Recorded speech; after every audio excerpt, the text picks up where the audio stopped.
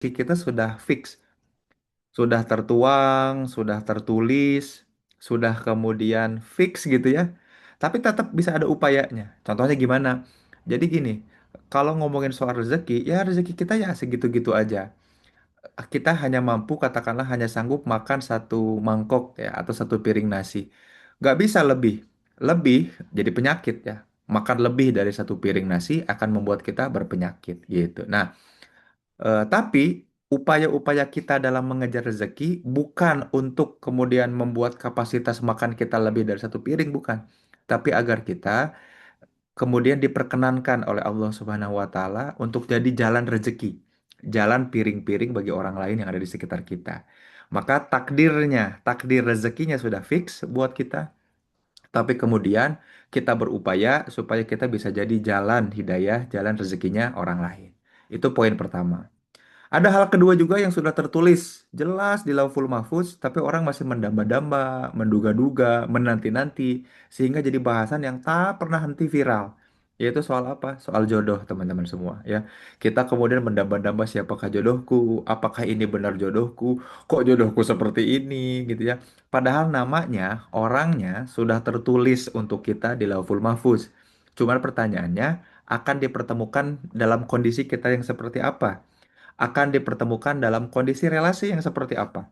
Dipercepat, jangan-jangan kita lagi nggak matang, sehingga relasinya bukan membahagiakan, malah penuh dengan ujian. Orangnya sama, orangnya tetap sudah ditentukan, tapi pertemuannya dalam rangka apa, itu yang harus kita upayakan. Nah, ada satu lagi nih ya, selain rezeki dan jodoh, yang jarang banyak dibahas teman-teman. Pala ini seru banget.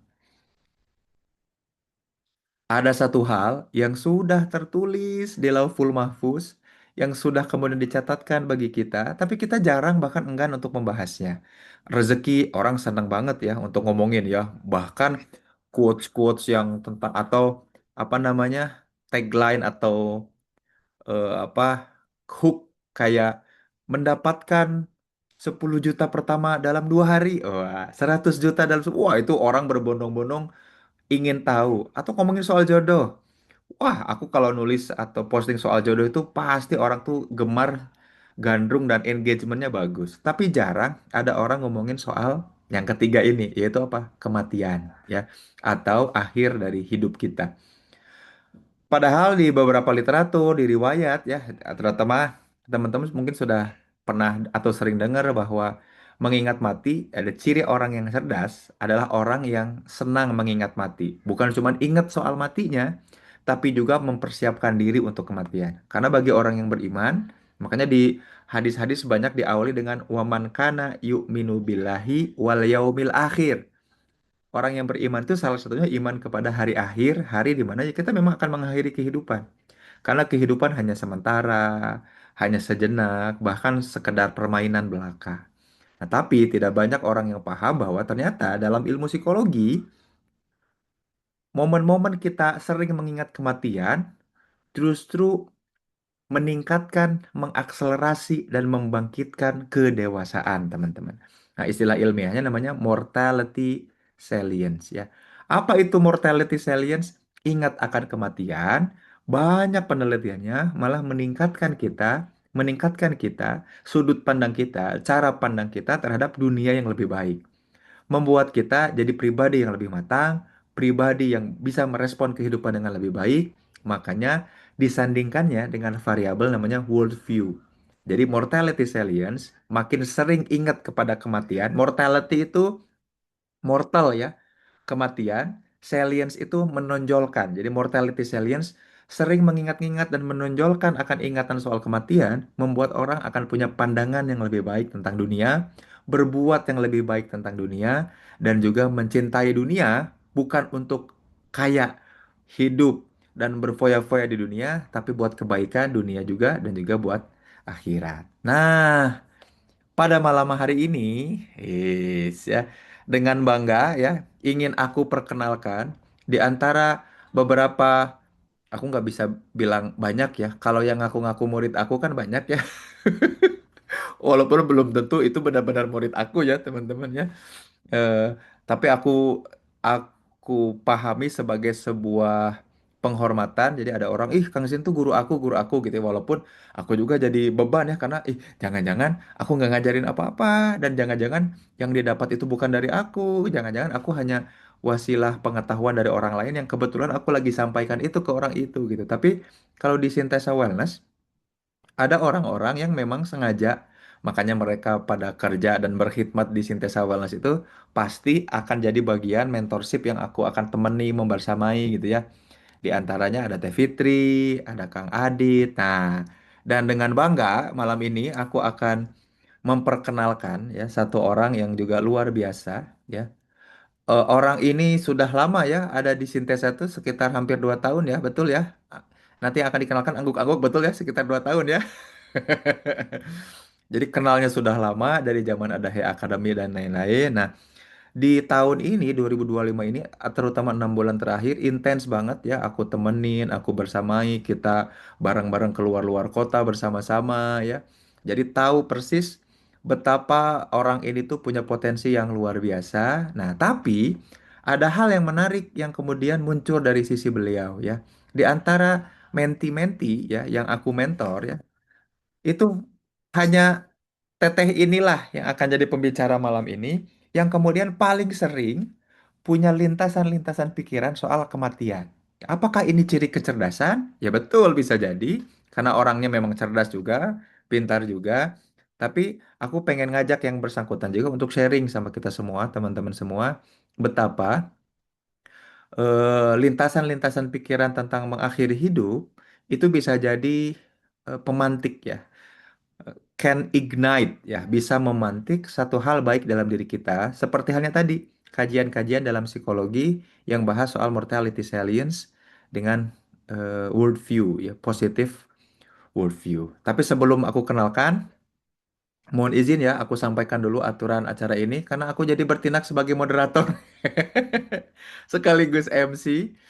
Jadi teman-teman, nanti mungkin akan ada sesi tanya jawab dan lain-lain ya. Dan juga kemudian buat teman-teman yang ingin bertanya, boleh sampaikan pertanyaannya di kolom chat.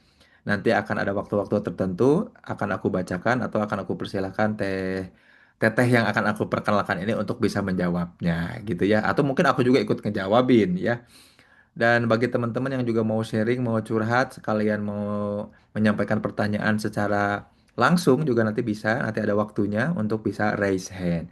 Tapi mari kita simak bersama-sama dulu ya, seperti apa ya persepsi atau perspektif resolusi mengakhiri hidup dari teteh kita yang luar biasa ini. Tapi sebelumnya, supaya lebih semangat dan lebih fokus, mudah-mudahan teman-teman bisa dengan on cam ya, on cam, ataupun kalau tidak berhalangan juga boleh ya di on kan kameranya supaya tahu ya, oh ini ada siapa di mana tuh, kan ada Mbak Dahlia, ada Mbak Opi ya tuh, jauh-jauh tuh dari Pekanbaru.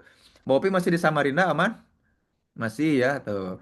Kak Andri lagi di mana? Kak Andri Zimbabwe, di Bogor masih, di Bogor ya, luar biasa. Dan aku jadi pengen tahu nih teman-teman berasal dari mana saja, boleh di share di kolom chat, sedang menyimak dan tahun baruan di mana nih?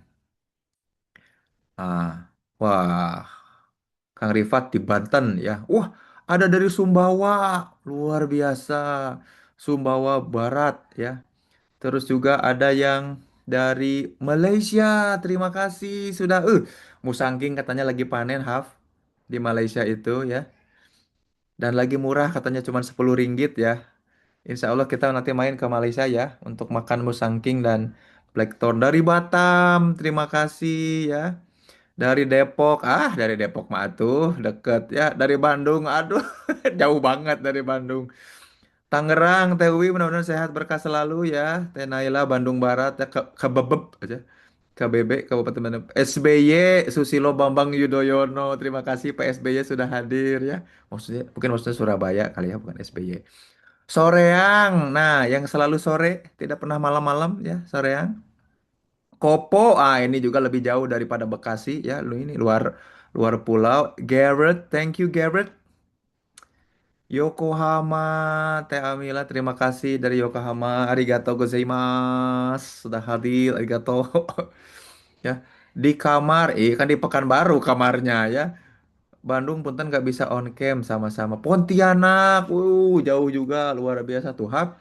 Ternyata banyak Hap dari Korea Condong, atau tetangga aku Korea Condong mah ya. Tuh, Tezakia di Bogor sama Gresik. Wah, Cibabat. Aduh, aku suka banget ya kalau makan Padang pasti mesen babat ya. Gitu. Cimahi dan ada tukang gombal ya. Teh Fitri hadir ya di hatimu aku mah pret ya.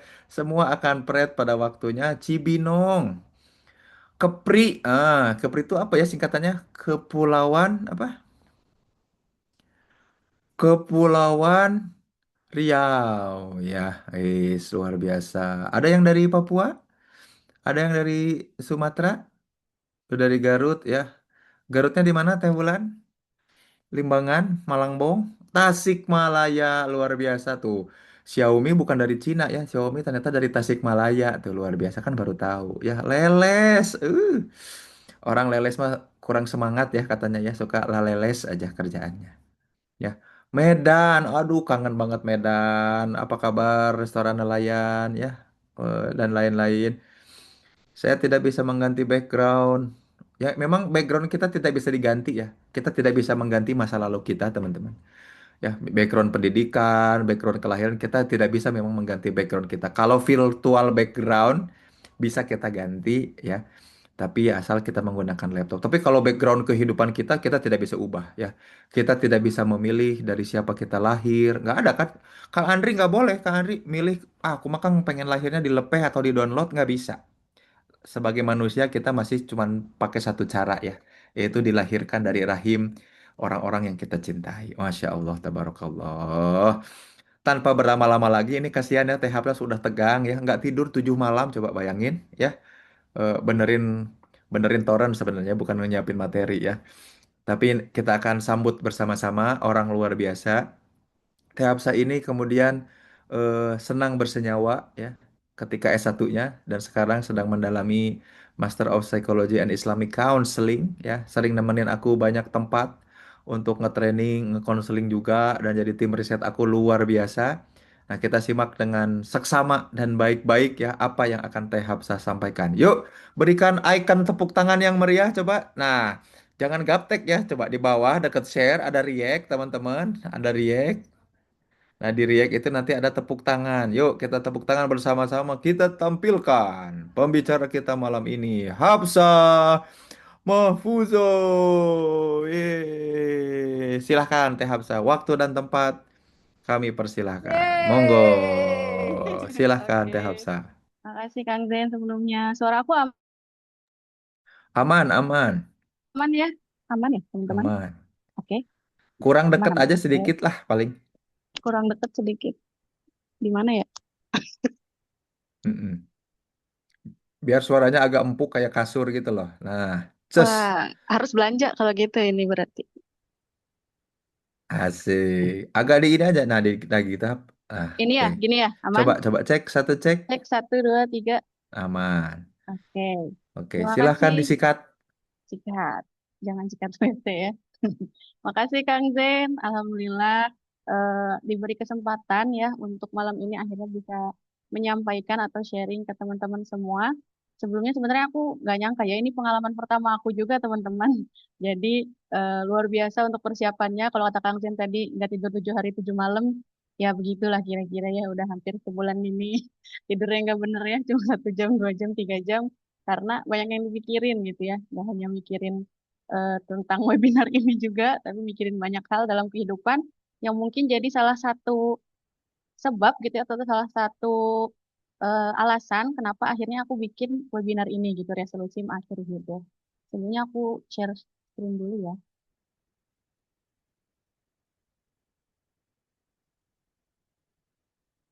Oke. Kelihatan nggak teman-teman? Kelihatan. Aman ya? Aman, aman. Oke, kita mulai ya malam ini. Resolusi mengakhiri hidup. Nah, ini tuh benar kata Kang Zen ya, dari sekian banyaknya mungkin yang sedang belajar sama Kang Zen, yang didampingi Kang Zen, terutama di Sintesa ini, mungkin aku yang paling banyak ya Kang, paling banyak mikirin atau paling banyak terlintas terkait tentang kematian bahkan untuk mengakhiri hidup gitu ya. Dan akhirnya dapat kesempatan gitu ya, diberi kesempatan juga sama Kang Zen buat yuk coba sharing gitu di malam ini, di malam tahun baru ini. Yang mungkin teman-teman juga nggak nyangka ya, mungkin pas pertama kali lihat posternya di share di Sintesa, ada gambar aku sama gambar Kang Zen, itu ada yang nggak ngira gitu ya, mungkin karena beberapa tuh ada yang sampai chat juga ke DM ataupun ke WA admin gitu ya, kalau ini nggak ketukar Kak, moderator dan narasumbernya gitu. Karena kan biasanya Kang Zen yang jadi narasumber, sedangkan aku gitu atau Kang Adi, Teh Fitri dan yang lain tuh sebagai moderatornya atau sebagai MC-nya. Nah kali ini kebalik gitu. Tapi kali ini bener ya teman-teman, meskipun Kang Zen ini guru yang luar biasa ya, dokter juga di bidang psikologi, ilmunya udah nggak tertandingi lah sama kita-kita yang ada di sini mungkin ya, luar biasa. Dan tapi di balik kecerdasannya beliau dan ilmunya beliau ada satu yang aku bisa menang dari Kang Zen, yaitu pikiran untuk mengakhiri hidup. Nah, itu aku lebih banyak kayaknya dari Kang Zen. Kang Zen gak bisa ngalahin aku untuk mikirin mengakhiri hidup gitu ya. Jadi, makanya akhirnya di pertemuan kali ini, aku mau coba nyampein terkait gimana caranya bisa meresolusi pikiran mengakhiri hidup. Sebelum kita lanjut, kenalan dulu ya. Mungkin teman-teman di sini ada yang udah kenal sama aku, udah ketemu dari kelas-kelas sintesa sebelumnya, Teh Opi, Teh Widi, tadi yang sempat aku baca nama-namanya di chat dan juga yang open cam ya.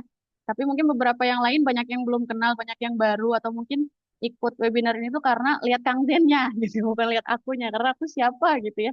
Tapi insya Allah semoga nggak mengurangi esensinya, dan yuk kita kenalan terlebih dahulu. Nama aku Hafsah Mahfuzah, teman-teman.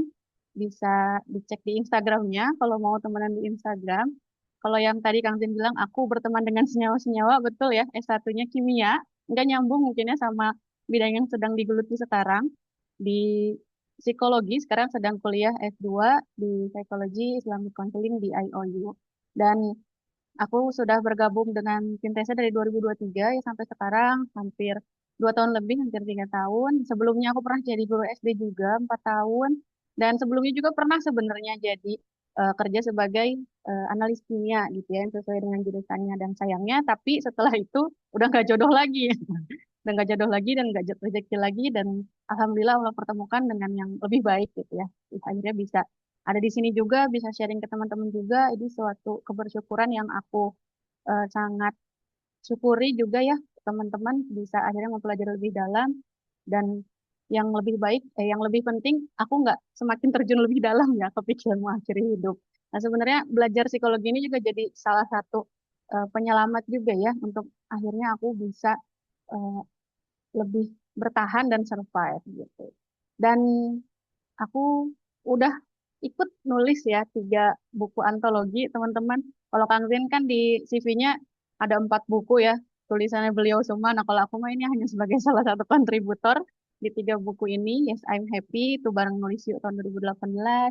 Pandemi bikin keki, No, itu 2021 bareng KMO Indonesia. Dan terakhir renovasi relasi 2023 bareng Hai Academy. Semoga selanjutnya bisa ngikutin jejak Kang Zin juga dan teman-teman Kang Adit juga yang udah terbitin buku. Aku pengen banget nulis buku juga gitu. Dan semoga nanti bisa punya kesempatan. Dan kalau teman-teman lihat ada kode tersembunyi ya di perkenalan saya ini. Ada yang sadar nggak? Nggak ada ya kayaknya. Nah, di sini ada teman-teman. Ada yang kecil di bawah nama saya. Masih single. Ya itu ya, masih single ya teman. Biasanya kan kalau orang ngisi acara atau webinar yang dikenalkan tuh, saya seorang istri dari sekian anak, saya sudah menikah punya 1 istri dan sekian anak. Nah saya nggak bisa ngenalin suami dan anak karena belum punya ya. Jadi masih single teman-teman. Sama iya. Wah, kita kenalan ya nanti, semoga dari selesai webinar ini grupnya jangan dibubarin. Aku siap jadi teman-temannya semua. Gimana sih, teman-temannya teman-teman semua gitulah pokoknya ya. Oke, kita lanjut ya. Nah, sekarang kan malam tahun baru ya teman-teman. Yang mungkin sekarang nggak kerasa juga ya malam tahun baru karena sibuk mungkin ya, beberapa dari teman-teman ada yang masih kerja, ada yang sibuk berkumpul keluarga, ada yang liburan juga. Nah, tapi dengan teman-teman memandang tahun 2026 ke depan yang akan kita jalani setahun berikutnya, kira-kira teman-teman mandang 2026 itu gimana? Boleh ditulis di kolom chat. Atau ada harapan apa di 2026, teman-teman?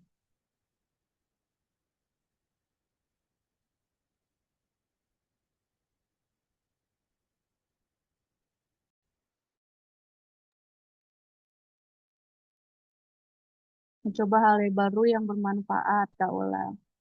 Lakoni A, salah satu menikah, amin ya Allah, teh sama, kita saling mendoakan ya. Ada harapan bisa menjadi pribadi yang lebih baik lagi, amin.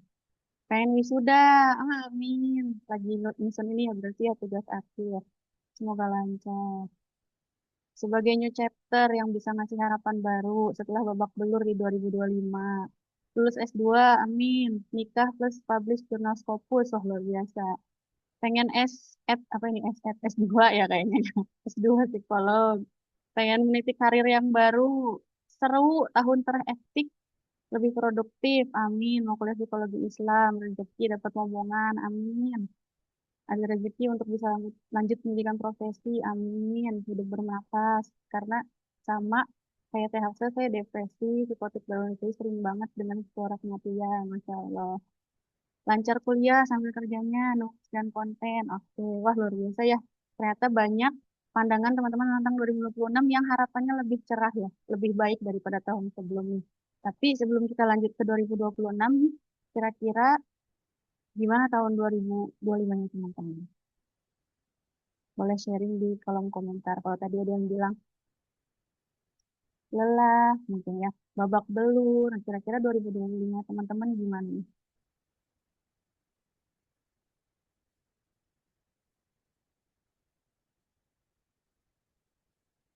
Ada yang struggling juga, mungkin ya menghadapi 2025 kemarin. Ruang refleksi setahun ke belakang. Berat, tapi aku bertahan teh. Alhamdulillah, luar biasa. Kita bertahan bareng ya. Capek banget 2025. Luar biasa. Oke. Lebih mengenal diri. Oke ya. Luar biasa. Bisa membaca 5 buku fiksi dan non-fiksi. Wah, kawan tuh luar biasa. 2025 ngos-ngosan. Keluarga bolak-balik gantian dirawat. Ya Allah, saya semoga sehat terus ya. Terus ini. Makin sadar. Oke, lonely banget. Oh, bukan lovely ya. Lonely banget. Kehidupan naik turun. Banyak jatuh bangun. Oke. Kedebak-kedebuk. Wah, bener ya kalau kata kontennya Sintesa kemarin, gimana Desembernya kalau kata Teh Windy, dar der dor gitu ya. Saking dar der dornya tahun 2025 kemarin ya. Mungkin nggak hanya kehidupan pribadi teman-teman ya. Seluruh Indonesia juga kayaknya banyak banget yang bikin dar der dor. Bahkan nggak hanya permasalahan diri, tapi permasalahan eh, pemerintahan, permasalahan negara itu sangat menguras emosi juga mungkin ya. Dan akhirnya mungkin teman-teman banyak juga dari bagiannya teman-teman yang ngerasa 2025 itu nggak semenyenangkan itu. Mungkin ngerasa gagal, mungkin ngerasa lelah dengan segala macam ujian atau berita-berita yang mungkin dilihat sama kita ya beberapa waktu ke belakang ini juga. Belum juga mungkin ada yang ngerasa gagal atau lelah. Dan aku juga sempat cek-cek juga ya form pendaftaran yang teman-teman isi saat daftar resolusi mengakhiri hidup ini. Dan ternyata banyak juga yang 2025-nya nggak baik-baik aja. Banyak yang ikut daftar webinar itu karena teman-teman ngerasa pengen merubah gitu ya, yang sebelumnya ngerasa gagal, yang sebelumnya ngerasa lelah, pengen ada semangat lagi, pengen ada sebuah pantikan lagi supaya di 2026-nya mungkin lebih baik gitu ya. Dan meskipun sebagian dari teman-teman di sini nggak semuanya ya yang punya pikiran mengakhiri hidup, ada juga yang sebagai support system ya, yang mungkin mendengar orang-orang terdekatnya merasa lelah dengan hidupnya, pengen mengakhiri hidup. Nah, jadi tapi kita kumpul di sini semua sama-sama belajar aja ya, sama-sama belajar. Bagi teman-teman yang mengalami, mungkin sama kayak aku ya, seperti yang tadi Tanggen udah ceritain juga, kita bertahan bareng-bareng, kita support bareng-bareng, dan buat teman-teman yang ngalamin juga, semoga bisa jadi support system terbaik juga buat eh, orang-orang terdekatnya gitu ya. Karena banyak sekali juga ya dari kehidupan kita yang mungkin ngerasa nggak selalu baik-baik aja gitu. Kadang hidup kita tuh, kita ngerasa berat dengan hidup yang kita jalani saat ini gitu. Banyak kegagalan, lelah dengan hidupnya, capek, beban juga sangat melampaui kesanggupan gitu. Jadi kita kayak ngerasanya itu kayak aku nggak sanggup deh ngalamin kesulitan sebesar ini gitu. Kenapa Allah kasih kayak gitu? Kadang kan kita mikir kayak gitu. Meskipun Allah udah jelasin juga ya, Allah akan menguji hambanya sesuai dengan kesanggupannya gitu. Tapi kadang kita ngerasa lelah dulu, kadang kita ngerasa sangat berat banget untuk bisa bangkit dan untuk bisa menjalani hidup gitu ya.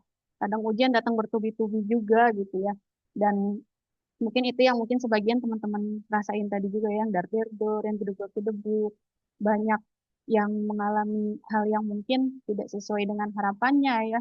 Ketika awal 2025 ya mungkin banyak dari kita yang bikin yang rame juga ya resolusi 2000 tahun baru gitu, resolusi 2025 gitu. Yang ternyata sampai akhir tahun mungkin nggak semua nggak semua ekspektasi atau harapan kita itu terwujud gitu ya. Ternyata realitasnya bisa jadi nggak terwujud juga gitu. Akhirnya ada kesenjangan, ada kekecewaan, ada rasa sedih juga gitu ya yang kita tadinya punya rencana A jadinya nggak dapet. Akhirnya pengen B nggak dapet juga, bisa jadi pengen C akhirnya nggak dapet D, E dan seterusnya yang mungkin bertubi-tubinya kegagalan ataupun bertubi-tubinya ujian yang datang itu kadang bikin kita sampai down, sampai lelah dan bahkan nggak sedikit juga mungkinnya teman-teman yang merasa ingin mengakhiri hidup gitu ya. Yang akhirnya yang tadinya punya semangat di awal tahun 2025 menghadapi lika-likunya, naik turunnya itu pasti terkadang bikin kita tuh jadi stres ya. Ya kondisi negara juga ya teh benar.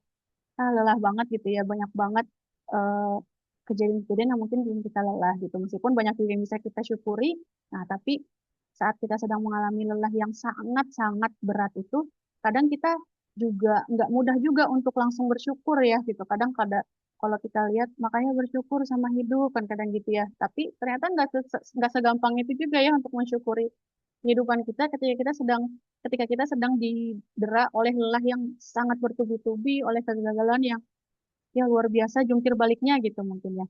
Nah, dari mana sih kira-kira ya pikiran-pikiran dari teman-teman atau dari aku sendiri gitu, kenapa bisa sampai ada pikiran buat mengakhiri hidup ketika mengalami lelah yang luar biasa. Nah, ternyata ini teman-teman salah satunya. Nah, setiap orang kan pasti mengalami stres ya. Kalau misalnya teman-teman pernah ikut KDP juga ya, kelas dasar psikologi, Kang Zen juga jelasin ya, ada stres di sana. Stres ada dua ya, ada yang stres, ada yang distress. Nah, itu salah satu yang bikin kita bisa memiliki pikiran untuk mengakhiri hidup, atau itu stres yang distress gitu, yang kita akan merasa masalah itu berat, dan gak hanya berat aja, gak hanya sulit diselesaikan saja, tapi sampai membuat kita menjadi punya pikiran atau merasa emotional exhaustion atau kewalahan gitu ya, kewalahan secara emosional yang kita benar-benar ngerasa secara emosional tuh udah nggak sanggup banget ngejalanin hidup, udah nggak sanggup banget ngelewatin ujian-ujian yang kerasnya berat banget.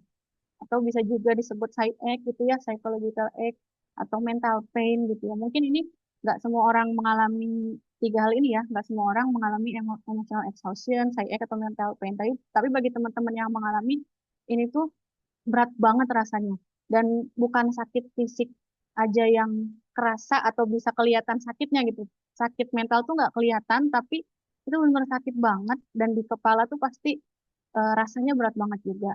Dan karena kewalahan itulah, nah biasanya seseorang akhirnya punya pikiran untuk mengakhiri hidup atau bunuh diri. Atau dalam istilah ilmiah psikologinya tuh ada suicidal ideation atau suicidal thought gitu ya teman-teman. Biasanya diawali dari rasa kesepian, lelah dengan hidup, banyak kegagalan juga, kadang merasa tidak berguna, tidak layak, banyak pertanyaan di kepala tentang hidup, dan bahkan sampai kehilangan makna hidup. Nah, itu yang bikin akhirnya teman-teman ngerasa exhaustion, kewalahan, mental pain, wah berat banget, sakit banget, stresnya udah lebih banget gitu ya. Dan akhirnya mungkin jadi nyari solusi instan untuk ngilangin rasa sakit itu, jadi nyari cara gimana caranya untuk berhenti ngerasain kepusingan itu, karena mungkin udah nyoba segala cara A, B, C, D, E, F, G nggak berhasil juga. Akhirnya solusi yang muncul apa? Kadang di kepala mikir, ah udahlah kayaknya aku udah nggak berguna lagi hidup gitu, kayaknya apa yang aku lakukan tuh sia-sia semuanya gitu, dan akhirnya mikir kayaknya baiknya aku udah nggak ada aja gitu, kayaknya aku nggak ada juga nggak apa-apa, kayaknya itu lebih baik gitu. Akhirnya yang bikin kita bisa punya pengalaman untuk berpikir mengakhiri hidup gitu teman-teman.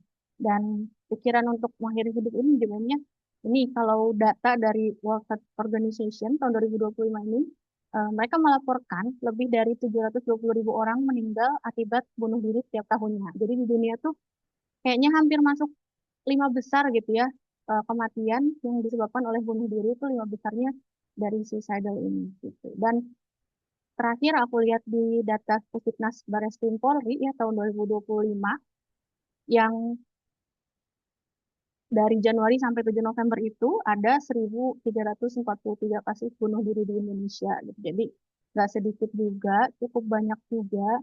Dan data terakhir yang aku lihat dari Sintesa ya, dari klien-klien Sintesa yang konseling, ada 33 orang atau 4,46% yang konseling terkait dengan pikiran atau pengalaman terkait bunuh diri.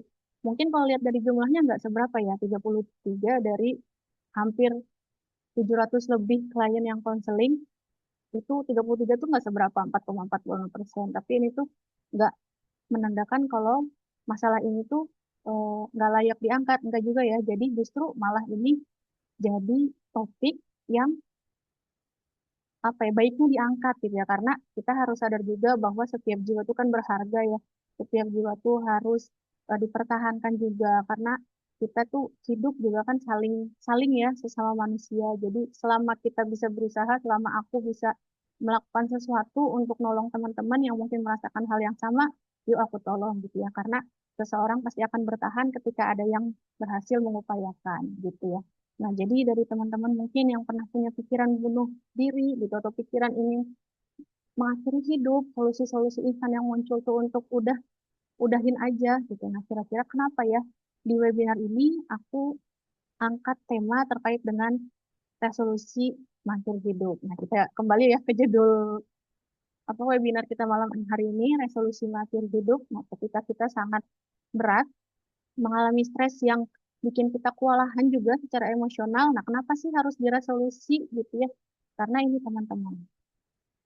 Yang pertama, kira-kira eh, untuk bisa meresolusi, untuk kita bisa apa ya, mengubah kenapa kita harus meresolusi, kenapa kita harus mengganti pikiran mengakhiri hidup kita, kenapa kita harus lebih memikirkan lagi gimana caranya agar pikiran untuk mengakhiri hidup nggak kembali.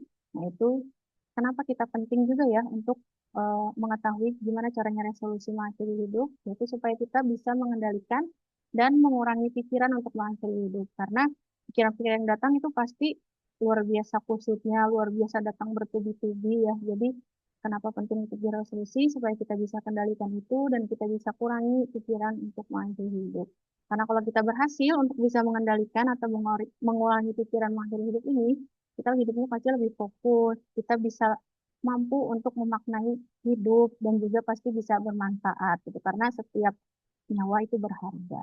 Nah, kenapa kita penting? Nah, ini ya, kenapa penting untuk meresolusi ya, supaya kita bisa menjalani gitu ya. Bahkan kalau berkaca pada pengalaman aku yang mengalami juga ya pikiran untuk mengakhiri hidup, kenapa penting untuk meresolusi? Ya karena supaya aku ternyata bisa akhirnya sharing ke teman-teman gitu. Bayangkan kalau misalnya waktu itu aku nyerah gitu ya, waktu itu aku benar-benar nyerah dan waktu itu aku milih untuk ya udah mengakhiri hidup aja, mungkin nggak akan terjadi juga webinar ini ya. Mungkin aku nggak sharing juga ke teman-teman terkait dengan gimana caranya mengatasi masalah ini gitu. Dan tapi dari webinar kali ini aku pengen ngajak teman-teman juga ya buat sama-sama yuk kita coba kendalikan untuk mengurangi pikiran. Karena kalau misalnya nggak dikendalikan, apa yang bisa terjadi, teman-teman?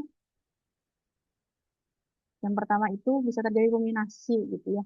Pikiran negatif yang berulang-ulang, semua pikiran yang di kepala terus berputar-putar, pikiran kegagalan, pikiran lelah, dan untuk mengakhiri hidup itu tuh akan terjadi ruminasi gitu ya.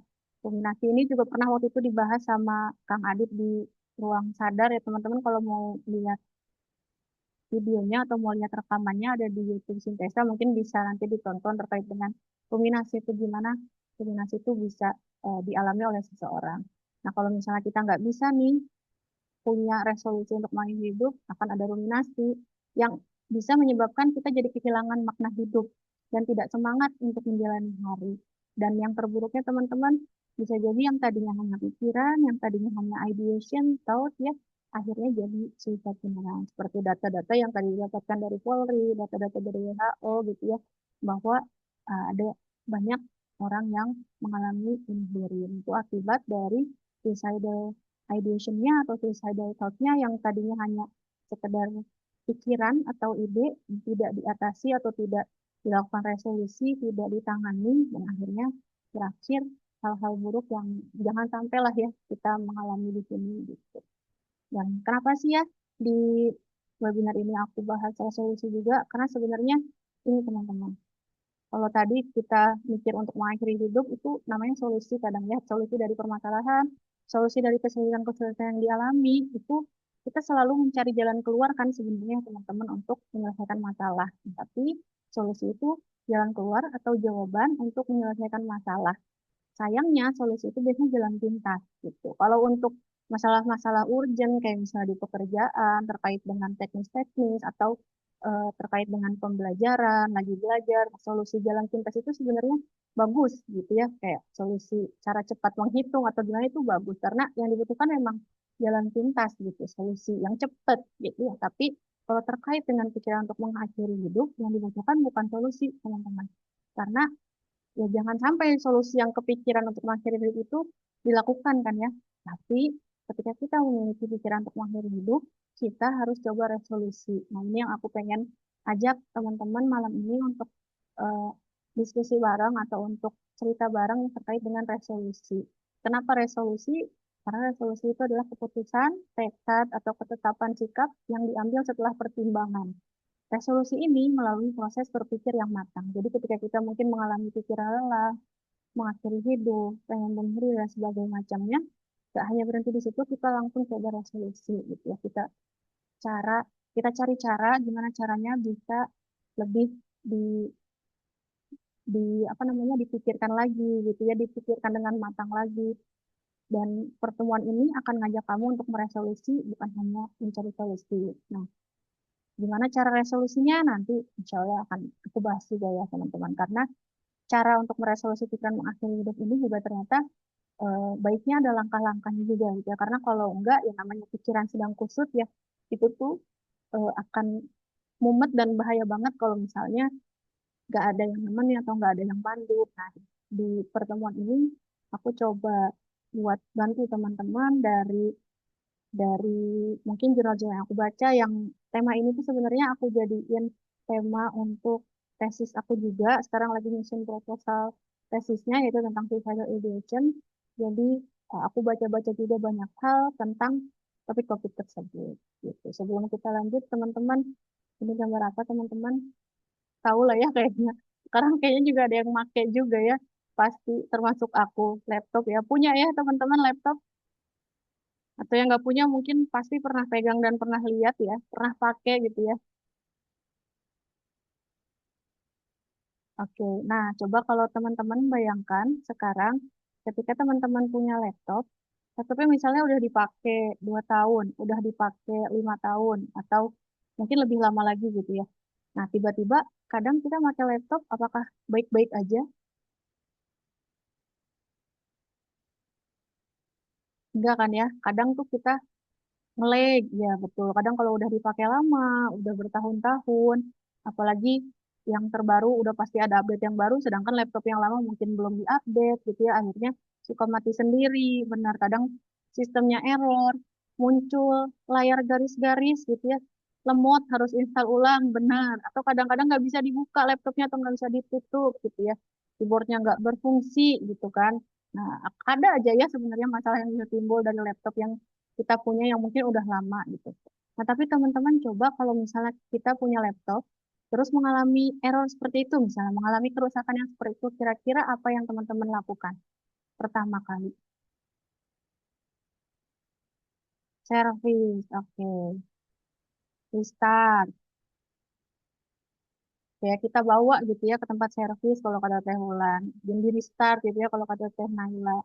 Nah, bener ya, cek di YouTube atau Google gimana caranya gitu kali ya untuk gimana cara mengatasi layar yang gini. Nah, itu kan kadang kita cari di YouTube juga ya atau Google.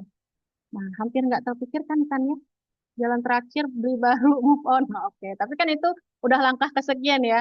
Langkah pertamanya adalah ya kita bawa ke servis atau cek YouTube atau di restart coba coba dulu sendiri gitu. Nggak nggak langsung kepikiran untuk matiin gitu kan. Nggak terpikiran untuk langsung dibuang untuk matiin selamanya kan. Kita akan berusaha dulu apa yang kita bisa, apa yang bisa kita lakukan terlalu mahal untuk diganti. Nah, ya itu juga ya Ya, nggak langsung kan kepikiran untuk matiin atau kepikiran untuk ganti.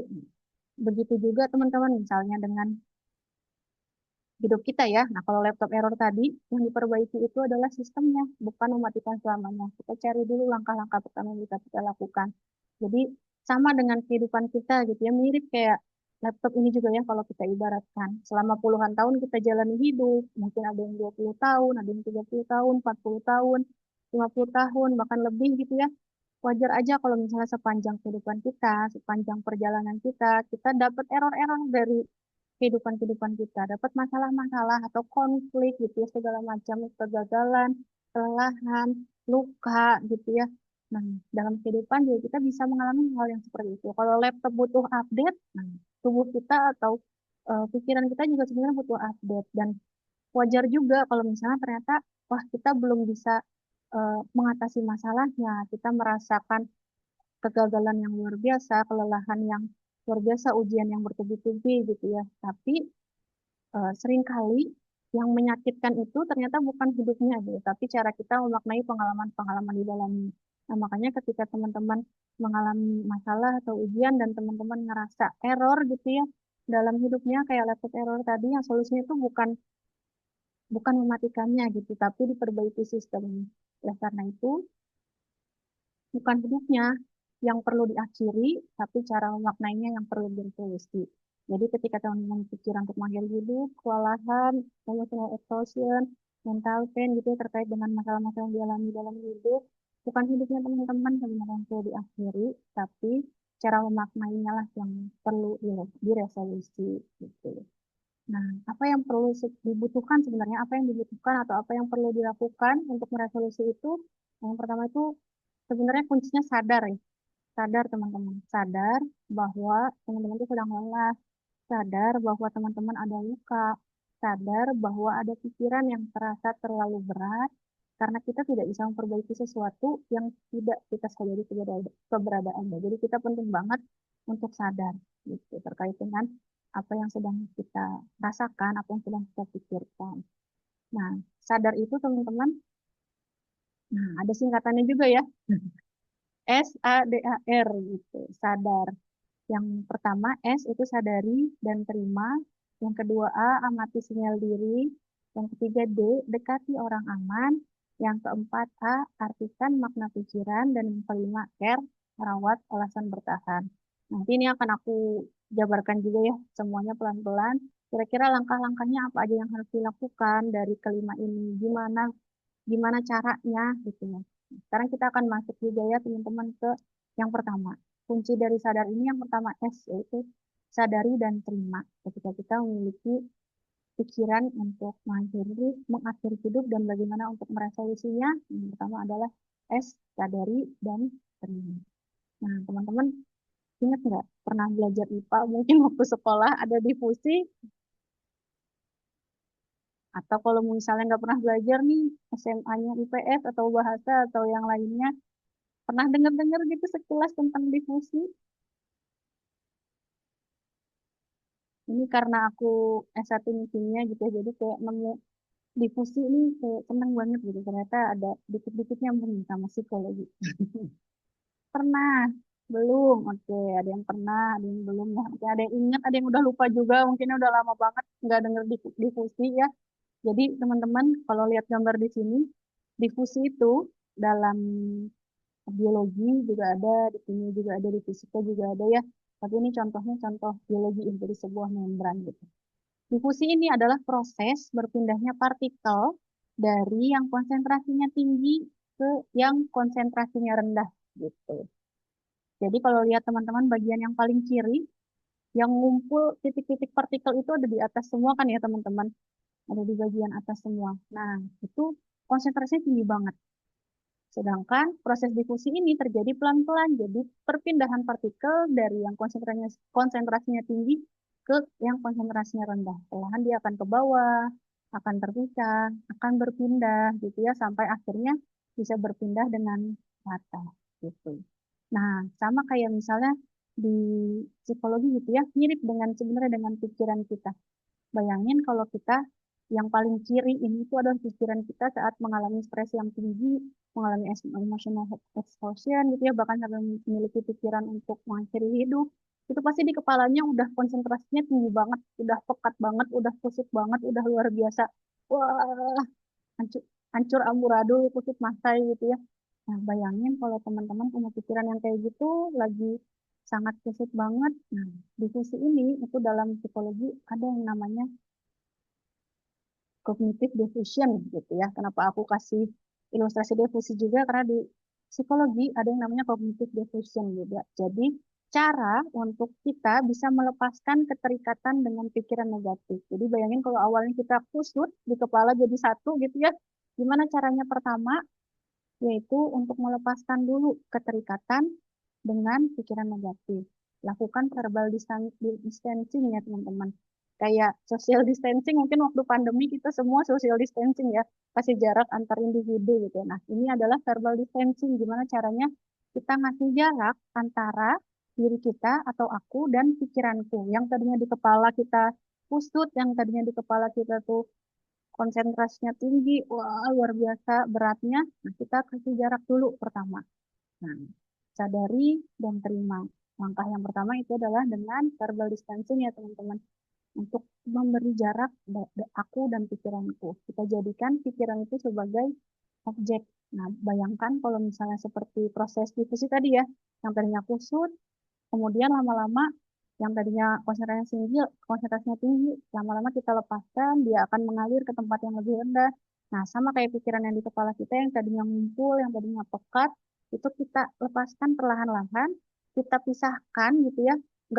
Bukan berarti hilang ya, karena mungkin pikiran itu nggak bisa hilang secara tiba-tiba dan emang nggak bisa hilang juga sih gitu. Tapi kita pisahkan gitu ya, kita pisahkan, lalu kita tambahkan frasa, aku sedang memiliki pikiran bahwa yang tadinya aku udah nggak kuat lagi, misalnya aku pengen mati, aku lelah banget, aku nggak layak, aku nggak punya kemampuan apa-apa. Nah, itu kita pisahkan menjadi aku sedang memiliki pikiran bahwa, nah itu kita lakukan verbal distancing ya teman-teman, cognitive deficient sebagai salah satu cara untuk kita memiliki self awareness atau kesadaran diri, untuk kita pertama menyadari dulu terkait dengan pikiran apa sih yang sedang dipikirkan gitu, apa yang sedang memenuhi kepala kita sadari dulu apa itu, dan kita terima juga pikiran apa yang sedang kita rasakan gitu. Contohnya nih ya, coba kita lihat. Nah, contohnya ini, ketika kita memiliki pikiran aku tidak berguna, aku ingin mengakhiri hidup, itu kan sebenarnya di dalam pikiran tuh sangat eh, apa ya, kompleks gitu, maksudnya konsentrasinya tinggi, terus sangat luar biasa, jalinan-jalinan antar pikiran itu pasti udah nyambung ke sana kemari, kusut dan segala macam. Nah, kita lakukan verbal distancing dengan menuliskan. Bisa dengan menuliskan juga ya di kertas ataupun dimanapun ketika kita punya pikiran itu. Aku, nah contohnya aku tidak berguna menjadi aku sedang memiliki pikiran bahwa aku tidak berguna. Aku ingin mengakhiri hidup. Kita ubah jadi saat ini aku sedang memiliki pikiran untuk ingin mengakhiri hidup. Nah, ketika teman-teman melakukan verbal distancing ini, ketika teman-teman memisahkan dan memberi jarak antara dari aku dan pikiranku, itu jangan mengoreksi, jangan menyangkal, atau jangan melawan kalimat tersebut. Beri jarak dengan kita menyadari gitu ya, dan kita terima perasaan-perasaan itu. Aku bukannya tidak berguna, tapi aku saat ini sedang memiliki pikiran bahwa aku tidak berguna. Jadi kerasa tuh jaraknya, yang tadinya ngerasa akunya yang tidak berguna, akunya yang jadi masalah, akunya yang harus nggak ada. Nah, kita pisahkan dulu. Aku sedang memiliki pikiran bahwa aku tidak berguna gitu. Nah, pendekatan ini membantu kita gitu ya, membantu individu yang terjebak dalam narasi diri yang keras ya, terutama yang negatif, tanpa melawan atau menyangkal isi pikiran tersebut gitu. Sekarang coba teman-teman, kalau misalnya ada seseorang yang memiliki pikiran aku tidak layak dicintai, nah kira-kira kalau di verbal distancing kita lakukan cognitive deficient ini, kira-kira jadi gimana kalimatnya teman-teman?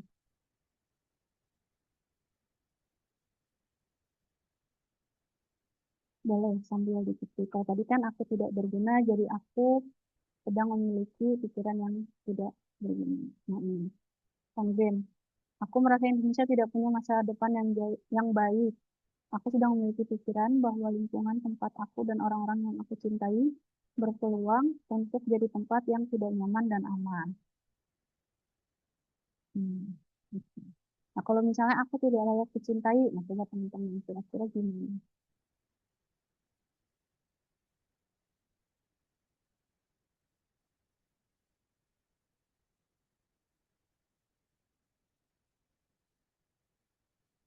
Aku sedang merasakan tidak cintai. Aku sedang memiliki pikiran bahwa aku merasa tidak layak dicintai. Oke, oke, gitu ya teman-teman. Jadi coba untuk pertama sadari dan terima dengan cara melakukan cognitive decision ini, verbal distancing. Jadi tidak hanya lagi berpusat di akunya, tapi coba pisahkan antara aku dan pikiran yang sedang memenuhi gitu, yang sedang memenuhi isi kepala. Jadi yang tadi mungkin merasa aku tidak layak dicintai, aku tidak berguna, kita pisahkan itu sedang merasakan, oke, aku merasa bahwa aku butuh dicintai. Jangan-jangan aku yang masih belum mencintai diriku. Ya, kita pisahkan dulu ya antara pikiran dan juga antara aku dan juga pikirannya. Gitu. Sehingga self awareness ini akan membawa kita untuk menyadari isi pikiran tanpa penyangkalan atau penghakiman dan juga bisa membuat kita untuk mengakui dan menerima keberadaan pikiran tentang mengakhiri hidup tanpa menyamakannya dengan niat atau tindakan. Yang mungkin tadinya memiliki pikiran ingin mengakhiri hidup, sekarang setelah dipisahkan kan mungkin akan sadar ya bahwa aku ternyata bukan akunya yang pengen mengakhiri hidup, tapi ada pikiran yang sedang mengisi kepala tentang mengakhiri hidup gitu. Nah, selanjutnya teman-teman kira-kira yang kedua, kalau tadi yang pertama sadari dan terima, kalau sekarang yang kedua adalah selanjutnya amati sinyal diri. Nah, kalau lihat di depan ada gambar apa aja teman-teman? HP dan juga gambar kayak apa ya itu ya?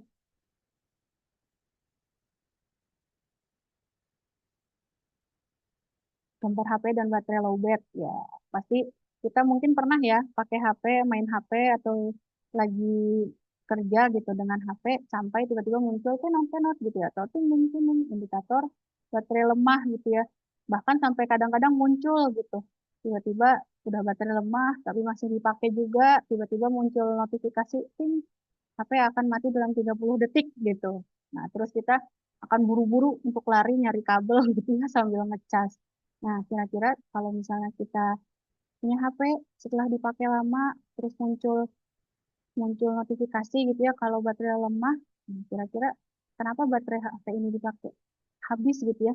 Kalau baterai ini bisa lemah, bisa habis setelah dipakai lama, ternyata karena HP ini pasti kan punya ini ya, punya kapasitas gitu ya, punya kapasitas untuk bisa berjalan gitu ya, bisa nyala. Dan dengan adanya notifikasi baterai lemah, HP ini sedang ngasih tanda bahwa baterainya sedang habis gitu, bahwa eh, ada ada yang perlu dilakukan gitu untuk bisa terus dipakai misalnya untuk bisa berjalan gitu ya. Jadi tanda baterai lemah pada HP ini adalah salah satu sinyal yang diberikan oleh HP ini kepada kita gitu ya. Sama misalnya dengan apa serupa gitu ya sama yang kita alami. Bayangin kalau HP ini gitu kita. Bayangin kalau HP ini gitu itu kita. Ketika kita memiliki pikiran ingin akhir hidup itu sebenarnya kayak sebuah sinyal lowbat gitu ya yang datang. Sebenarnya tubuh itu sedang memberi sinyal kepada kita kalau kita tuh sedang lowbat gitu ya. Kalau kita sedang butuh dicas lagi. Kalau misalnya kita tuh sedang kewalahan, kita tuh akan sulit menjalani atau akan sulit melanjutkan kalau misalnya eh, ada sinyal-sinyal yang tidak dihiraukan gitu ya. Nah, dengan itu kita perlu juga ya amati sinyal diri. Kadang-kadang ketika kita memiliki pikiran untuk mengakhiri hidup, kita nggak sadar juga dengan sinyal apa yang sedang tubuh kita kasih ke kita gitu, atau bahkan kita nggak sadar juga dari mana sih sebenarnya pikiran ingin mengakhiri hidup itu muncul. Nah, setelah tadi yang pertama kan sadari ya, sadari dan terima. Kita tahu kalau kita sedang punya pikiran untuk mengakhiri hidup. Yang kedua, kita amati kira-kira tubuh ini atau diri ini sedang memberikan sinyal apa gitu. Jadi setelah kita sadari, kita cari tahu lebih dalam kira-kira dari mana pikiran ini mengakhiri hidup itu muncul. Yang pertama itu teman-teman dari loneliness yang mungkin tadi ada yang sudah menuliskan juga ya, ada yang cerita juga kalau tahun 2025 itu loneliness itu kesepian. Perasaan merasa sendirian dan tidak terhubung secara emosional meskipun secara fisik bisa saja dikelilingi banyak orang. Kesepian ini akan menghadirkan rasa tidak berharga pada orang lain. Contohnya merasa tidak dipahami atau tidak benar-benar nyambung, nggak nyambung gitu, ngerasanya nggak nyambung sama orang lain. Merasa hampa, merasa kosong atau terasing, nggak mau cerita karena ngerasa nggak akan ada yang ngerti, kayak gitu. Ada jarak emosional, meski misalnya sedang bareng-bareng pun misalnya, tapi tetap merasa kesepian karena ternyata ada jarak emosional. Nah, yang pertama itu penyebabnya loneliness gitu. Kenapa kita bisa memiliki pikiran untuk hidup? Ini bisa jadi pertama dari loneliness. Yang kedua, ada juga hopelessness, keputusasaan. Ini tuh adalah rasa keyakinan bahwa masa depan tidak akan membaik dan tidak ada yang bisa dilakukan lagi untuk mengubah keadaan.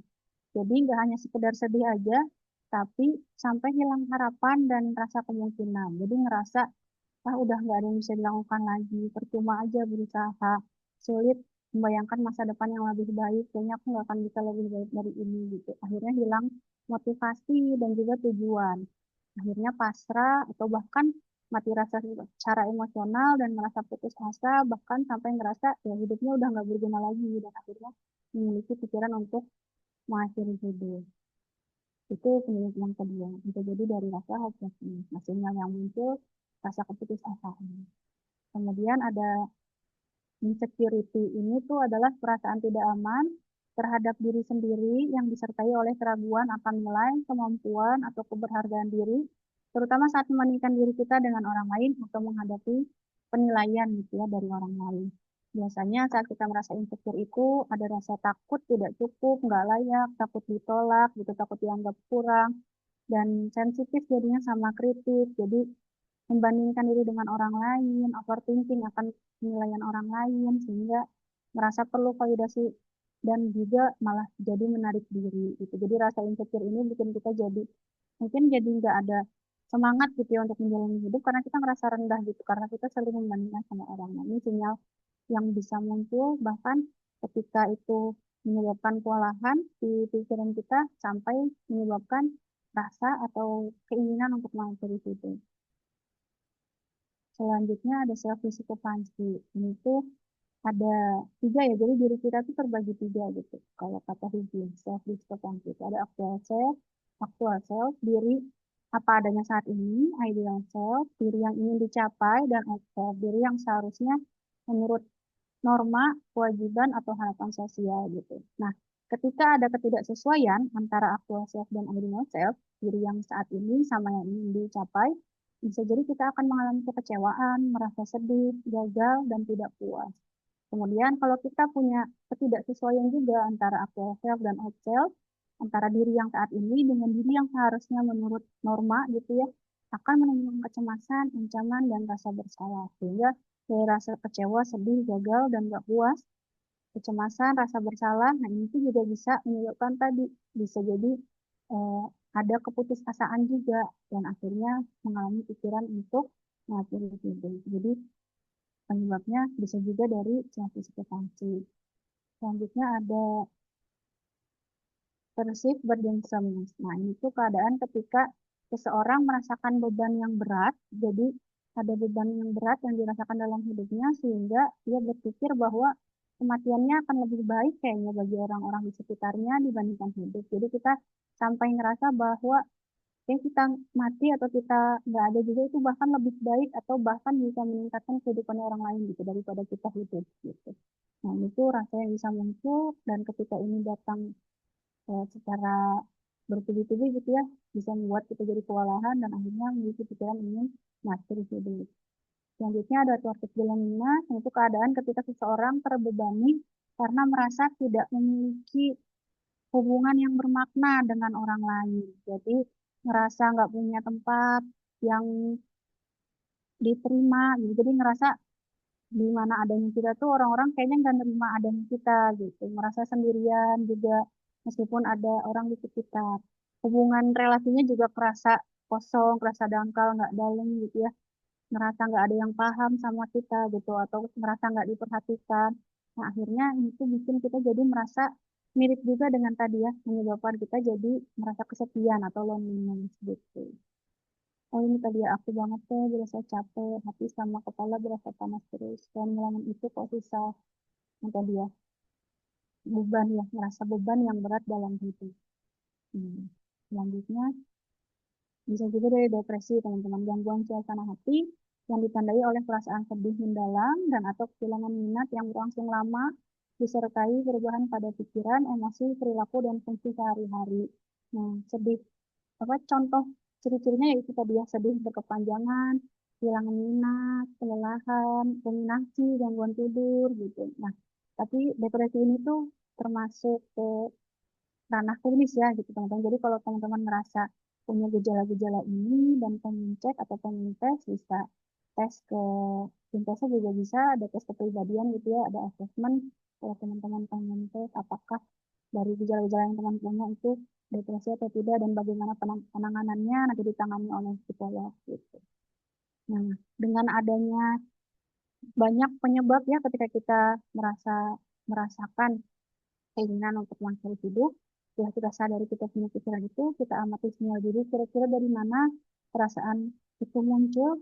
Nah, kira-kira apa sinyal apa yang muncul? Coba kalau dari teman-teman di sini yang pernah merasakan keinginan untuk mengakhiri hidup, nah kira-kira apa yang sedang teman-teman rasakan gitu sampai teman-teman punya pikiran untuk memilih. Kalau tadi kayak Dina ya, itu banget berasa capek, hati sama kepala panas, pengen ngilangin, tapi kok susah. Oke, kata saya Ismita, pikiran ingin mati ini alhamdulillah semakin berkurang drastis saat rutin rajin minum obat dari psikiater. Ya, betul teh. Kalau memang dirasa sudah sangat kewalahan ya dengan emosional exhaustion-nya, mental pain, nya bisa menghubungi ke psikolog gitu ya, atau ke psikiater untuk ditangani. Tapi kalau misalnya teman-teman pikiran untuk mengakhiri hidupnya belum terlalu sering gitu ya, bisa diawali dengan mengamati dulu nih, nah kira-kira teman ngerasa apa? Ngerasa gimana? Aku saya merasa melakukan keluarga diakuin semua, aku capek, yang mau ngertiin aku siapa terusnya gitu. Terus aku coba ikutin kajian yang katanya hipnoterapi untuk penyembuhan hati, tapi ternyata tidak semua nyembuhin. Malah ada yang bikin aku merasa jadi korban dan tersakiti. Jadi ternyata setelah mencoba untuk mengobati, belum ya, belum bisa terobati. Itu mungkin kalau misalnya ada kesempatan boleh konseling di tim satu. Insya Allah nanti ada konselor atau psikolog juga yang siap nemenin ya. Dulu pernah 3 atau 4 hari tidak bersemangat, ini tiduran dan ketika keluar rumah, takut ketemu orang, berbulan-bulan gitu tuh di kamar aja buat tidur. Gitu. Nah, oke, ternyata banyak ya teman-teman yang mengalami seperti ini,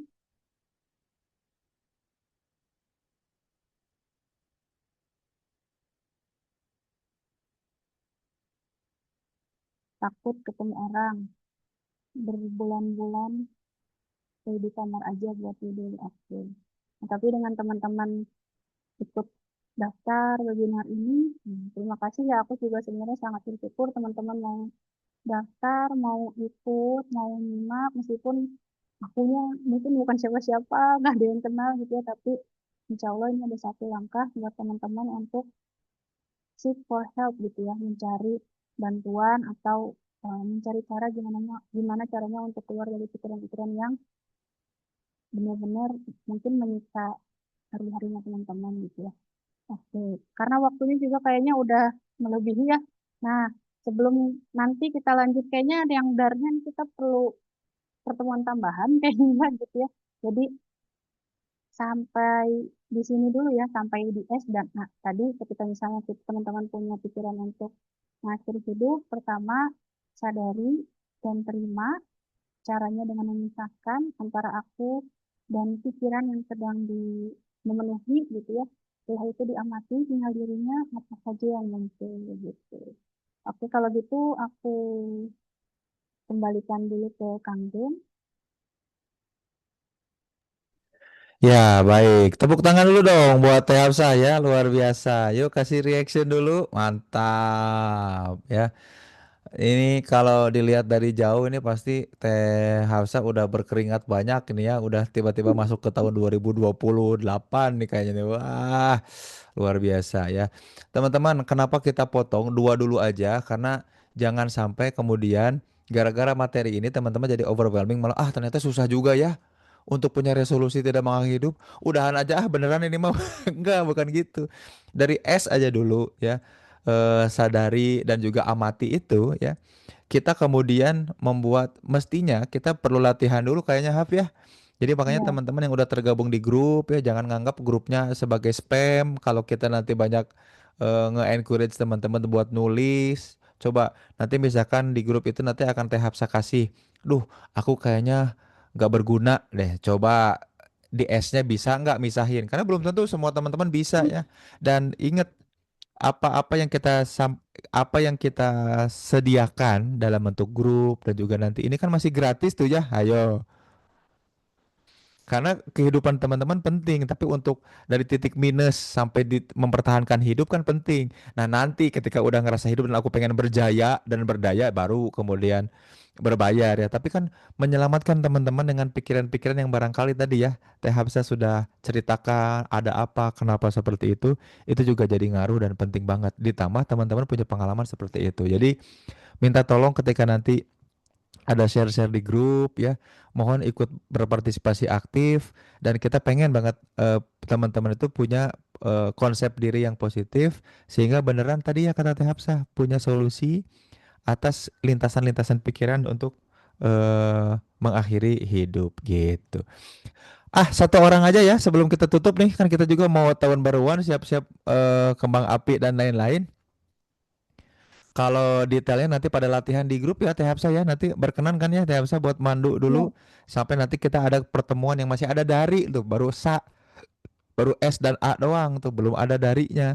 Nah, nanti teman-teman akan ada di sana. Tapi sebelum ke kolom chat kita coba ada Kak TIY ini mau ngomong boleh di open kameranya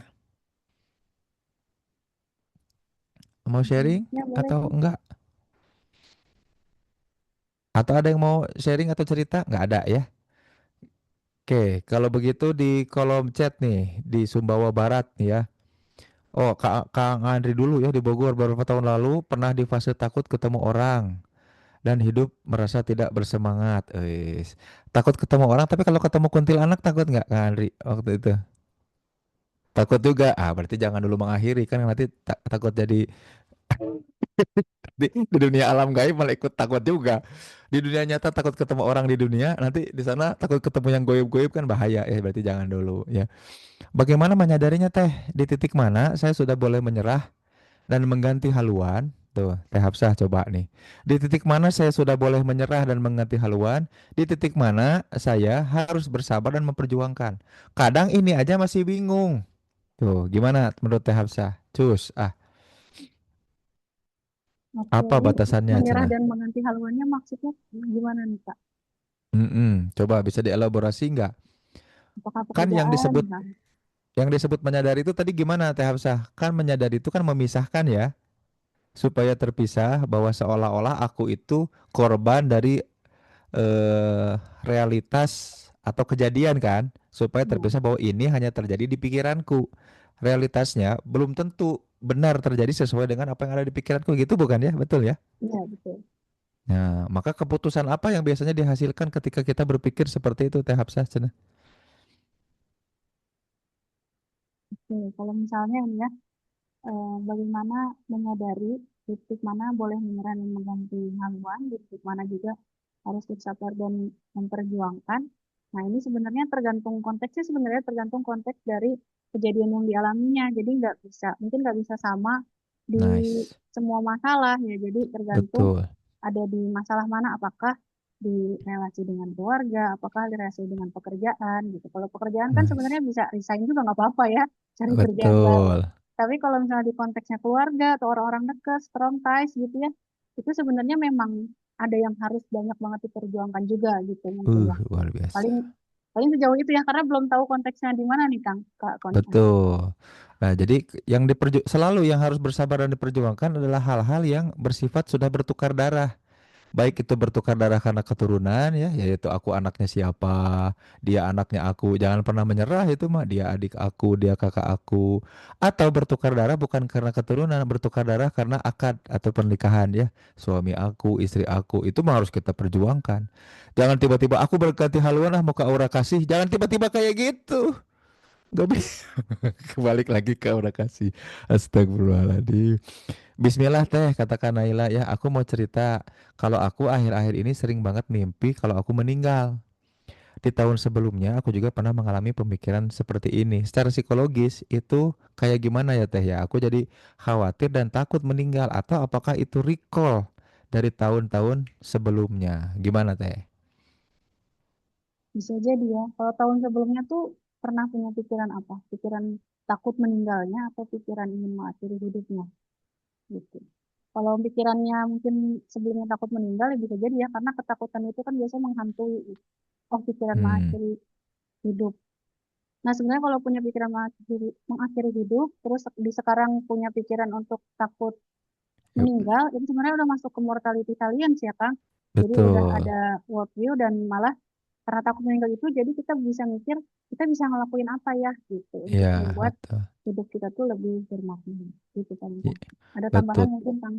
Iya, betul. Termasuk juga kenapa bikin event ini buat Teh Hafsa juga ya untuk itu teman-teman. Jadi kalau kita takut meninggal, maksudnya gini, takut mati, takut meninggalnya, takut matinya, oh itu mah semua juga normal ya. Karena saking biasanya kan dua, makanya kalau di Quran ada namanya penyakit al-wahan itu ya, takut cinta dunia dan takut mati, biasanya urutan. Kalau kita mencintai sesuatu di dunia, merasa memiliki hal-hal tertentu di dunia, kita otomatis tuh akan menciptakan sense di mana kita takut meninggalkannya, jadi takut mati. Jadi saking mencintainya HP, jadi takut kita yang mati, bukan takut HP-nya mati. Takut kita aja meninggalkan. Saking mencintainya istri, saking mencintainya anak, saking mencintainya pekerjaan. Kita nggak mau ini selesai, saking memilikinya ketinggian, jadinya takut mati. Namanya al-wahan itu, penyakit. Penyakit yang normal alami bagi manusia yang normal. Nah, yang dimaksud Teh Hapsah di materi resolusi mengakhiri hidup ini adalah kita kemudian malah takut menjalani kehidupan sehingga memilih untuk mengakhiri hidup. Nah, kalau yang itu justru tadi betul mortality salience malah ketika dunia ini kemudian begitu melelahkan tadi ya saya shy ache itu kemudian ada exhaustion kita capek banget ya. Justru sebetulnya ada sinyal-sinyal yang harus kita amati. Nah, makanya tadi poin kedua ya harus ada sinyal-sinyal yang kita amati. Dia sinyal bahwa dunia ini kita respon dengan cara apa tadi ada lonely, oh ternyata kita butuh relasi, kita amati dulu, oh ternyata hopeless, oh kita berarti ternyata butuh apa, butuh dibantu tentang harapan, oh kita insecure, oh jangan-jangan kita jarang bersyukur atau pernah di reject atau ditolak, oh atau amati sinyal dirinya self discrepancy. Nah, hal-hal poin-poin yang tadi Teh Hapsa sudah sampaikan mestinya jadi sinyal atau pertanda. Kalau takut mati mati mah alamiah ya semua manusia juga. Tapi kalau kemudian kita takut kehidupan sehingga terpikir mengakhiri hidup, ah itu juga yang bahaya. Gitu ya. Bahaya kalau nggak punya support kayak sekarang. Makanya aku support banget Teh Hamzah buat coba lihat. Gara-gara pikiran mengakhiri hidup, jadi berdaya banget. Oh, kepake banget Teh Hamzah sama di Sintesa luar biasa ya. Bahkan sempat di titik di mana Teh Hamzah tuh aku tawarin buat pindah kerja ya. Ada mimpi-mimpi yang bisa dia capai dengan pekerjaan lain, lebih hebat, lebih enak. Enggak, cenah. Kata Hapsah teh aku memilih untuk bertahan di Sintesa gitu kan jadi so sweet ya. Luar biasa. Nah, makanya yuk kita bertumbuh bersama nih. Aku fasilitasi Teh Hafsa untuk bisa sharing, mendampingi teman-teman untuk jadi lebih bermakna kehidupannya, supaya Teh Hafsa bukan tidak terpikirkan lagi makna hidup. Kalaupun terpikirkan, dia malah membuat kehidupannya makin bermakna. Bukan cuma Teh Hafsa, tapi teman-teman yang kira-kira sejalan dengan Teh Hafsa gitu. Aku juga pernah seperti itu, kata Kak Novi nih. Gara-gara berturut-turut di keluarga ada yang meninggal 2 orang dan berpikir jangan-jangan selanjutnya giliran aku. Ya nggak apa-apa ya. Setiap kali ada yang meninggal aku juga suka mikir gitu ya. Ini giliran aku nih. Jangan-jangan giliran aku gitu. Tapi tenang aja, kita semua akan mengalaminya. Daftar antrinya udah ada. Satu lagi Teh katanya. Bagaimana menyadarkan orang lain? Coba Teh Hafsah, Teh Hafsah kalau ketemu orang yang ternyata sepemikiran sama Teh Hafsah, bagaimana menyadarkan orang lain? Mengapa aku harus mempertahankan hidup? Kudu Oke. dikumahakeun. Sebenarnya kita nggak bisa nyadarin orang lain ya, Kang. Tapi kita bisa bantu dia untuk menyadari pikirannya gitu. Jadi Cakep. sebelum nemenin orang lain, sebelum ngajak orang buat sadar, kita temenin aja dulu sebenarnya gitu sih. Jadi Hmm. ada buat dia, jadi temen ceritanya, dengerin apa kalau kesannya, tanpa kita intervensi dulu. Jadi nggak usah dulu kita ajak untuk nyadarin dia, tapi ada dulu terus. Karena nanti pikiran untuk sadar itu biasanya akan muncul dari diri sendiri juga. Gitu, gitu Wih, paling Kang. dahsyat jawabannya luar biasa ya Teh Hafsa, luar biasa keren ya. Aku pernah nanya ke anak-anak sekolah dan mereka beberapa punya pikiran mengakhiri hidup. Betul, karena dunia atau realitas yang mereka hadapi tadi terlalu berat, tidak masuk akal, sulit untuk diprediksi, tidak menemukan muara atau ujungnya, kan gitu ya. Karena pikiran kita butuh yang kayak gitu, gitu. Makanya ini senang banget bisa ada di pertemuan ini. Kan jarang-jarang ya orang mah resolusi supaya makin kaya ya, bikin acara tuh ya Teh Hamzah ya, supaya makin kaya lah, supaya kemudian makin bahagia, supaya apa? Oke. Justru hal-hal penting makin ini gitu, supaya menghindar dari stres ya. Tapi ini jadi penting. Waktu berangkat ke Bandung bulan lalu, ketika di perjalanan merasa takut. Padahal sebelumnya nggak begitu. Tapi alhamdulillah sampai di Bandung rasa takut itu hilang. Alhamdulillah. Mungkin rasa takutnya karena takut ongkosnya kurang kali ya Kak Andri ya. Nah pas udah nyampe mah ternyata pas ya ongkosnya. Nah ternyata waktu juga ya teman-teman. Mudah-mudahan ini kita bisa berlanjut ya Teh Hafsah ya. eh Oke. Mudah-mudahan resolusi mengakhiri hidup ini kita lanjut dengan tema lain sadari, tapi ngelanjutin yang darinya tadi ya, dengan topik lain, tema lain. Tapi sebelum kita akhiri dan kita tutup dengan foto bersama, siap-siap ya teman-teman. Mungkin ada kata-kata terakhir dulu. Kata-kata terakhir ya. Kata-kata penutup dari Teh Hafsah sebelum siap-siap ya, sambil Teh Hafsah sambil sharing kata-kata penutupnya, kalimat penutupnya. Teman-teman sambil siap-siap juga untuk open kamera ya. Mari kita berfoto bersama. Mangga Teh Hafsah, ada pesan-pesan apa buat teman-teman semua? Silahkan. Oke, makasih Kang Zen. Nah, aku mau ngucapin terima kasih sih buat teman-teman semua yang sudah hadir dan juga menyimak pertemuan hari ini. Semoga nggak berhenti di sini ya, karena memang sebenarnya belum selesai semua ya. Tapi supaya teman-teman bisa kuat dulu di 2 poin utamanya, gimana caranya untuk resolusi mengakhiri hidup, yaitu disadari dan terima. Dan juga yang kedua diamati sinyal dirinya dari mana sebenarnya pikiran itu muncul, apa sebabnya, dan kalau misalnya teman-teman masih merasa kesulitan gitu ya untuk eh, mengamati sinyal dirinya, boleh juga nanti sambil sharing di grup atau kalau misalnya mau japri aku juga boleh ya, karena aku juga sedang melakukan penelitian dan mungkin butuh banyak data juga ya kira-kira dari teman-teman tuh merasa punya pikiran mengakhiri hidup tuh dari penyebabnya apa aja gitu dan mungkin nanti bisa jadi bahan juga untuk kedepannya kira-kira kita butuh mengadakan misalnya tema-tema apa aja yang bisa diadakan untuk nemenin atau nge-support teman-teman semua yang ada di Sintesa ini ya, yang ikut di webinar Sintesa ini. Itu kali ya Kang, nanti insya Allah Siap. ditemenin sama aku di grup ya. Mantap. Alhamdulillah. Baik. Teman-teman, sekian ya pertemuan malam ini. Alhamdulillah banget ya. Mari kemudian teman-teman silahkan di open kameranya. Aku hitung sampai 5 ya. Kalau sampai 5 belum open kamera, langsung kita live Zoom. Oh, enggak ya. Tuh, Teh Dewi nah jadi Mas Tanto mukanya. Makasih Mbak Dalia ya, ada Mbak Sheila tuh, ada Mita. Halo Mit. Lama nggak ketemu kita ya. Ada Tri, ada Ambudina. Aduh, di depan Ka'bah ceritanya. Flexing, flexing. Ya, ada siapa lagi? Ada Kak Koni. Ah, terima kasih ya. Sumpah mudah-mudahan kita bisa main ke sana ya. Pengen banget ya kita keliling Indonesia nyampe di sana ya. Mbak Opi dan Kang Sani ya. Ih, luar biasa. Yuk ah, sudah ya. Mari kita berfoto. Kita pengen posenya bagusnya kayak gimana? Tehap, Gimana ya? senyum aja kali ya. Atau Iya, pose mengakhiri hidup. Kita jangan enggak usah. Jangan. nanti di report sama IG nanti. Oh ya, Kalau di upload. berarti kasih senyuman terbaiknya aja ya. Yuk, siap-siap menghadap kamera. Kasih senyuman terbaik. Ah, aku beneran jadi moderator nih ya. Siap. Sama Winnie juga di Tiga. capture. Oh, sama Winnie di capture juga. Win, capture Win. Siap. Satu, dua, tiga. Tahan senyum. Tahan dulu senyumannya. Iya, ya. Tahan dulu. Jangan dulu bergerak. Tahan dulu. Ya, oke.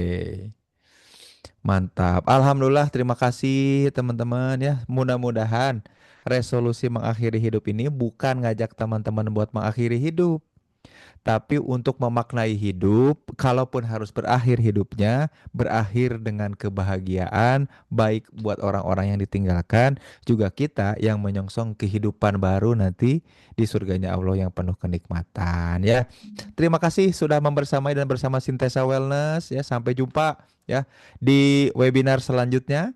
Nanti akan ada kabarnya dengan pembicaranya masih tetap Teh Hapsa. Mari kita berikan reaction lagi. Yuk kita reaction Lope sekarang. Iya, ya. Wih, ada reaction Lope teman-teman. Hatur